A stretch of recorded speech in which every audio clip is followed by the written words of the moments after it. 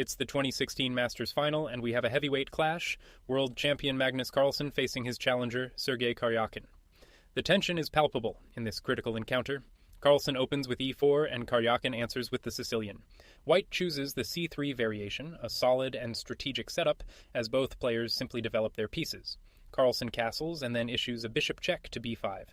After black blocks, the center opens up with d4, and we see the first pawn capture of the game. After recapturing, Carlsen immediately thrusts his pawn forward to d5, kicking black's knight all the way back to b8. The stage is set for a complex strategic fight, and here, Magnus plays the stunning pawn push to h3. This isn't just a simple move, it's a brilliant positional sacrifice, challenging the bishop and fighting for long-term control. Karjakin accepts the pawn, capturing on f3.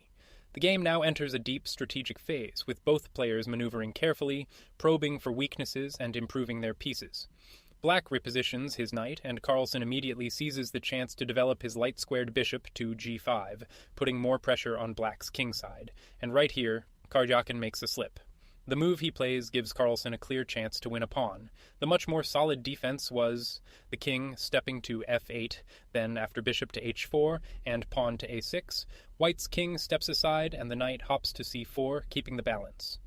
But in the game, Karjakin pushes the pawn to h6, and this small move opens a tactical window for white. But Magnus misses it.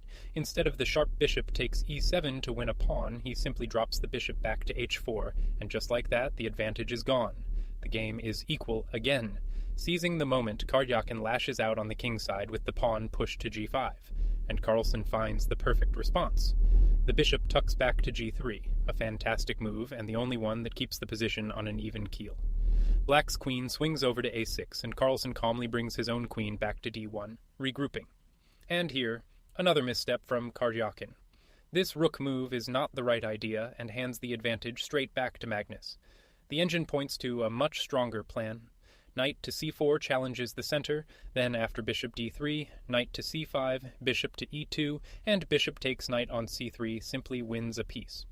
Back in the real game, Karjakin plays the rook to c4, a misplaced move that allows white to build a dangerous initiative. Carlsen now methodically improves his position. He prepares and executes the key pawn break to f4, ripping open lines on the king's side and bringing his queen into the attack. The queen shifts to f5, increasing the pressure. After some more maneuvering, Carlsen decides to resolve the tension by capturing the knight on e5, clarifying the position in his favor. And Karjakin finds an excellent defensive resource. The pawn recaptures on e5, the only move that keeps him in the game. And here's the point. After rook to e1, queen to d7, queen to f3, and king to h8, black's position is still holding on.